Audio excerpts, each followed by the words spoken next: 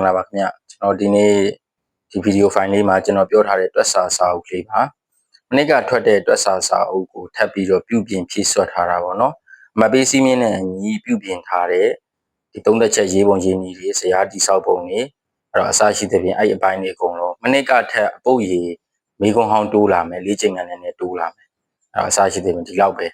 เนาะအဲ့တော့စာအတွင်းစာသားတွေကတော့နည်းနည်းဟိုဇယားတိဆောက်ပုံတွေကအစာကွဲလက်ချက်ရှိမယ်အဲ့တော့ကိန်းဂဏန်းယူတာတွေကစာနည်းနည်းကွဲလက်ချက်ရှိမယ်เนาะအဲ့တော့စာအုပ်အဖုံးလေးရအခုကျွန်တော်ပြောပြထားတဲ့အတိုင်းပဲစာအုပ်ဖုံးလေးမှာဆိုရင်ငကိုတိုင်းပဲတွက်စာအတွက် note တွေပါမယ်မိကုန်းနဲ့အညီသုံးသက်ချက်ရင်းနှီးတို့သုံးသက်ချက်လွယ်မှန်နည်းတွေပါမယ်ပြီးရင်ကျွန်တော်တို့ဒီចောင်းသားចောင်းသူတွေတွက်စာအမှတ်20ရဖို့လုံလောက်တဲ့မိကုန်းဟောင်းနေเนาะမိကုန်းတွေရဲ့အဖြေကီးတွေပါမယ်เนาะအနောက်မှာအဖြေကီးတွေတချို့လေ့ကျင့်ခန်းပု္ပ္ပစာတွေမှာကီးတွေထည့်ပေးထားမယ်အစားရှိတဲ့ဖြင့်ပြီးတော့မိကုန်းဟောင်းတွေပါလားလို့မေးတဲ့သူပါပါတယ်24 25 26 3နှစ်အတွင်းမှာအဲ့ဒါမေးခဲ့တဲ့မိကုန်းဟောင်းအကုန်ပေါ့เนาะ3နှစ်အတွင်းဆိုရင်မိကုန်းအစုံပေါင်းဘယ်လောက်ရှိလဲဆိုရင်20နဲ့မှ3စုံရှိတယ်အဲ့23စုံလုံးမှာရှိတယ်တွက်စာတွေအကုန်ထည့်ပေးထားမယ်ဒီလေ့ကျင့်ဖို့အတွက်လည်းပု္ပ္ပစာတွေထည့်ပေးထားတယ်အကုန်လုံးကအဖြေပါလားဆိုအဖြေပါတယ်တချို့မိကုန်းဟောင်းတွေတော့အကုန်လုံးတွက်ပြထားတယ်လေ့ကျင့်ခန်းတွေတော့တွက်ပြပေးမထားဘူးလေ့ကျင့်ခန်းတွေမှာဘာပဲပါမလဲဆိုရင်မေးခွန်းနဲ့လေ့ကျင့်အဖြေတွေပဲပါမယ်အဲ့အဖြေတွေကအကြောင်းသားဟိုပြန်ပြီးတော့ပြန်တိုက်ရမယ်အဖြေတွေပေါ့နော်အဲ့လိုပဲပါမယ်တွက်စာပုတ်ပေါင်းက145ပုတ်ဝန်းကျင်ပါမယ်ပေါ့နော်စာရှိသဖြင့်အဲ့တော့စာအုပ်ဖုံးကစာကျွန်တော်တို့ကဖျောင်းသားပေါ့နော်ကျွန်တော်တို့ဟိုမနစ်ကတော့ထွက်တဲ့စာအုပ်အဖုံးလိုမျိုးပဲဖျောင်းဒီပုံနှိပ်အပ်ထားတာဗျပုံနှိပ်အပ်ထားတာဒါမိတ္တူစာရွက်မဟုတ်ပါဘူးဒါဖျောင်းအချောသားကိုသုံးထားတယ်အတွင်းစာရွက်ကလေးတွေကိုကျွန်တော်အသေးစိတ်လှမ်းပြမယ်အထုံးစံတိုင်းရှေ့ဆုံးမှာဆိုရင်အခန်း1နဲ့ဆိုင်နဲ့တွက်စာ note တွေပါမယ်ပြီးသွားလို့ရှိရင်ဒါဆိုလို့ရှိရင်သူ note တွေပေါ့နော်ထုံးစံတိုင်း note တွေတရွက်ချင်းစီကိုလှမ်းပြရမယ်ဆိုကျွန်တော်ဖုန်းနဲ့လက်တစ်ဖက်ထဲဖြစ်နေလို့အဲဒီမှာဆိုရင်သူရတဲ့ဆိုင်နဲ့တွက်စာတွေဒါလေ့ကျင့်ခန်းတွေဒါစပြီးတော့ဘာဖြစ်လဲဆိုလို့ရှိရင်စတွက်ပြီးလေ့ကျင့်ခန်းတွေတွက်စာအုပ်ကဟိုမိတ္တူမဟုတ်ပါဘူးမိတ္တူမဟုတ်ဘူးဒီကောင်တွေက original print ထုတ်ထားတာဓာတ်ရိုက် print ထုတ်ထားတဲ့သဘောမျိုးပေါ့နော်ပုံနှိပ်ထုတ်ဝေတယ်လို့ပဲကျွန်တော်တို့ကအကုန်ထုတ်ဝေထားတာနော်ဒီမှာဆိုရင်ပုံနှိပ်ထုတ်တဲ့အတိုင်းပဲဒီမှာဆိုလို့ရှိရင်ဒီတိုင်းပဲဒါကျွန်တော်ညာဘက်ရိုက်ပြတာမလို့နော်ဒီမှာဆိုလို့ရှိရင်တွက်စာရေးပုံရေးနည်းဇယားတွေဒီမှာဆိုလို့ရှိရင်နမူနာတွေတွက်ပြထားမယ်အစားရှိတဲ့ဖြင့်ဟုတ်ပါနော်ဒီမှာဆိုရင်တွက်စာနမူနာတွေဘယ်လိုသုံးသက်ချက်ရေးရမလဲပေါ့နော်ဒါအခန်း1ကိုကျွန်တော်ရိုက်ပြတာတရွက်ချင်းစီပေါ့နော်ကျွန်တော်စာအုပ်ကိုဝယ်တဲ့အခါမှာမဝယ်ခင်တည်းကကိုယ်နဲ့ကိုက်ညီမှုရှိမရှိဆိုတဲ့ဟာကိုသိရအောင်လို့ကျွန်တော်ကဘာဖြစ်လဲဆိုရင်ရိုက်ပြထားတာဖြစ်ပါတယ်မှာဆိုလို့ရှိရင်ကျွန်တော်တို့ရဲ့ဒီမှာဟိုတွက်စာတွေတပုတ်ချင်းဒီတမျက်နှာချင်းဒီကျွန်တော်လမ်းပြမှာဒီမှာမေးခွန်းဟောင်းမှာရှမ်းပြည်မေးခွန်းဒါ2024မေးခွန်းတွေပေါ့နော်2024မေးခွန်းတွေ2024မှာ2024ဒီမှာဆို2026ရောက်သွားပြီ2026မှာဒါဘာဖြစ်လဲဒါဘယ်မှာပါလာလဲဆိုတော့မြန်မာပြည်မေးခွန်းပေါ့နော်အဲ့တော့နိုင်ငံခြားမေးခွန်းအစားရှိတဲ့ပြင်ဒါမျိုးတွေပါမယ်ဒါက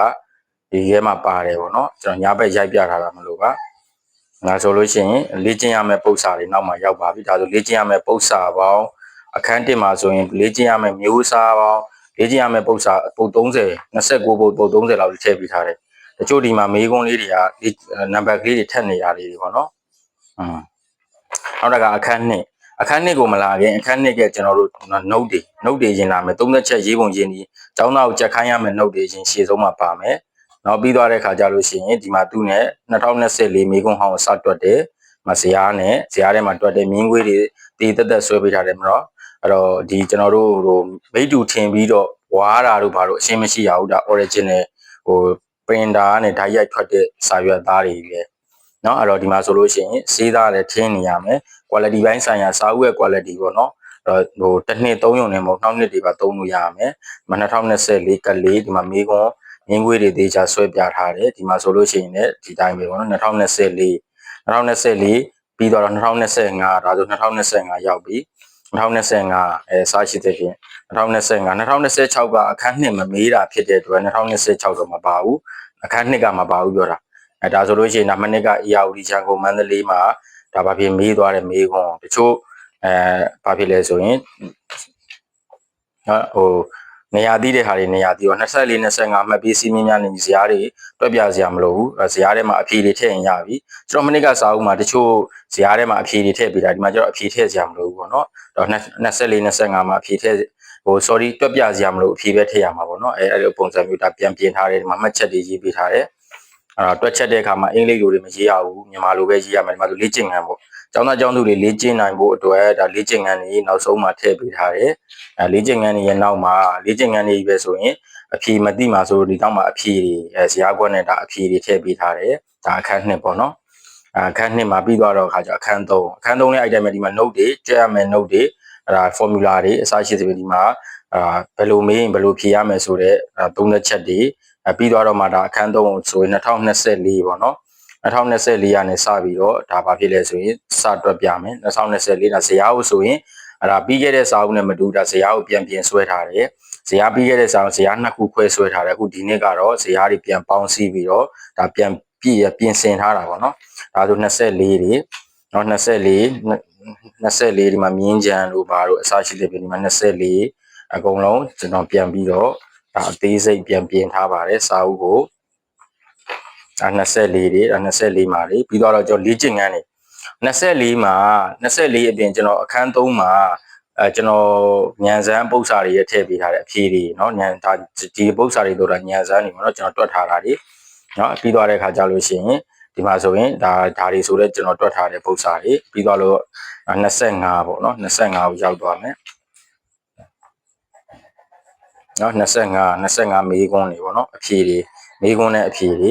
ပြီးသွားလို့ရှိရင်25ပြီးတော့ဒါနောက်ဆုံးမှာတော့26ပေါ့ဗျာမှာဆို26မေးခွန်းလာပါပြီ26မှာဒါမေးသွားတဲ့မေးခွန်း3ပုတ်ရှိတယ်26မှာနှစ်ပုတ်ရှိတယ်ပေါ့နော်နှစ်ပုတ်အစားရှိတယ်ပဲနှစ်ပုတ်မဟုတ်3ပုတ်နိုင်ငံခြားမေးခွန်းအပါပေါ့နိုင်ငံခြားမေးခွန်းမှာပါတယ်26နိုင်ငံခြားမေးခွန်းမှာပါတယ်ပြီးတော့လို့ရှိရင်သူပြီးသွားတဲ့အခါကျတော့နောက်မှာကျွန်တော်တို့ကဘာထည့်ထားမှာလဲဆိုလေ့ကျင့်ခန်းတွေဒါဆိုလေ့ကျင့်ရမယ်လေ့ကျင့်ခန်းတွေမေးခွန်းတွေနဲ့လေ့ကျင့်ခန်းတွေဒါဆိုလေ့ကျင့်ခန်းနောက်မှာအဖြေတွေပါမယ်ဒီဟာဆိုအဖြေတွေ30ချက်ဒီဟာစာအဖြေတွေကထည့်ပေးထားတယ်ပြန်ပြင်ဆင်ဖြည့်ဆွတ်ထားတယ်ခန်း9ဆိုဒီတိုင်းပဲခန်း9က note ပေါ့နော်ခန်း9က note တွေဒီမှာဆိုလို့ရှိရင်ခန်း9ကိုတွက်ပြထားတယ်24ကိုတွက်ပြမယ်နမူနာတွေတွက်ပြမယ်နမူနာလေးလည်းတွက်ပြထားတယ်မေးခွန်းဟောင်းနေပဲလားဆိုတော့မဟုတ်ဘူးเนาะဒီမှာဆိုရင်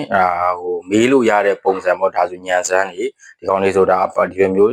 ကောင်းနေရတာတွေညံစမ်းတွေအခုဒီတစ်ပုတ်ဆိုတာညံစမ်းပေါ့နော်ညံစမ်းပုတ်စာတွေပြီးတော့မှညံစမ်းနမူနာ3လို့နမူနာ3လို့4လို့ကတော့ညံစမ်းမေးလာခဲ့ဖြေလို့ရအောင်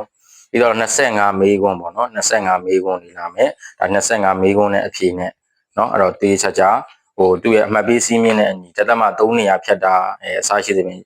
GDP ကြုံငင်းရှာတဲ့နေရာတက်သမ3နေရာဖြတ်တယ်မှာဇာတ်တွေကိုဒါပေါင်းစည်းပြီးတော့ပြန်လဲတိဆောက်ပြီးတော့ဒါပြန်လဲပြင်ထားတယ်မနေ့ကစာအုပ်ထက်အာသာချက်ကတော့အမှတ်ပေးစည်းမျဉ်းနဲ့ပို့ပြီးတော့ကိုက်ညီသွားတယ်ပေါ့ဗျာပု္ပ္ပစာရေးအတွက်ကတော့မေကွန်အပုတ်ရေ5 6ပုတ်9ပုတ်တိုးမယ်ဒီမှာဆိုလေ့ကျင့်ခန်းတွေပါမယ်လေ့ကျင့်ခန်းဆိုလို့ရှိရင်လည်းအဲ့ဒါလေ့ကျင့်ခန်းကိုတော်တော်နှက်နှက်ဆက်ဆက်ထည့်ပေးထားတယ်ပေါ့ဗျာစာမျက်နှာပေါင်း60နဲ့မှ3မျက်နှာပါမယ်ဗျ63မျက်နှာပါမယ်ဒီကောင်က site က A4 site ကျွန်တော် site ကဒါ A4 site ပေါ့နော်ဒါ A4 site စာရွက်သားအပေါ်ဖျောင်းသားနဲ့ဒါလောက်ထားတယ်ဖျောင်းသားဒါဟိုပုံနှိပ်ထုတ်ဝေတဲ့နေရာကိုတေးချာချာအပ်ထားတာဟိုလိုမျိုးဒါဘာဖြစ်လဲဆိုရင်မိတူဆွဲပြီးတော့ကော်ကတ်ထားတဲ့ပုံစံမျိုးစတာပလာနှိပ်ထားပြီးတော့အနောက်ကတ်ထားတဲ့စာအုပ်မျိုးမဟုတ်ဘူးဒါပုံနှိပ်ထုတ်ဝေတဲ့နေရာမျိုးမျိုးတီးတန့်အပ်ထားတာဖျောင်းသားအချောသားရေဆိုတန်ခံနိုင်အောင်ပေါ့မနစ်ကစာအုပ်နဲ့အဖုံးရဲ့အသားတူတယ်အတွင်းစာသားကျွန်တော်ကဒီမှာကျတော့ A4 size ဖြစ်သွားတယ်အဲ့လိုပေါ့စာအုပ် size ကလည်းစာအုပ်ရဲ့အသားတွေအားစเนาะမနစ်ကထုတ်ဝေတဲ့စာအုပ်နဲ့တူတယ်အဲ့တော့ထူးခြားချက်ကတော့အတွင်းထဲမှာရှိတဲ့သုံးသက်ချက်ရေးပုံရေးနည်းတွေထူးခြားတယ်ပေါ့ဗျာပြန်ပြီးတော့အမှတ်ပေးစည်းမျဉ်းနဲ့ပြန်လဲပြီးတော့ပြင်ဆင်ဖြည့်ဆွတ်ပြီးတော့ထုတ်ဝေထားတာဖြစ်ပါတယ်ဒါကျွန်တော်နမူနာတအုပ်ပဲထုတ်ခိုင်းရသေးတယ်ဒါကျွန်တော်ကောင်းမကောင်းပေါ့เนาะသိချင်တဲ့အတွက်ကျွန်တော်နောက်ရှေ့ဖုံးနောက်ဖုံးပေါ့เนาะအဲ့မှာဖျောင်းသားတွေဒါမျိုးဟိုတေးချာချာကျွန်တော်တို့ဟိုမေကွန်စာအုပ်တိုက်ကနေပြီးတော့ဟိုစာအုပ်ဆိုင်တွေကနေပြီးတော့ထုတ်ဝေတဲ့စာအုပ်အသားမျိုးအတိုင်းပဲเนาะဒီလိုပုံစံမျိုးတိုင်းရမှာမေ့တူမဟုတ်ဘူးဆိုတဲ့အကြောင်းလေးဒီကပြောချင်တာရဲ့ပြီးတော့ပြန်လဲပြင်ဆင်ဖြည့်ဆွတ်ထားတဲ့ဆိုတဲ့အပိုင်းလေးရဲ့ဒါလေးပြောတာပါအဲ့တော့စာမျက်နှာပေါင်း60ကျော်ပါ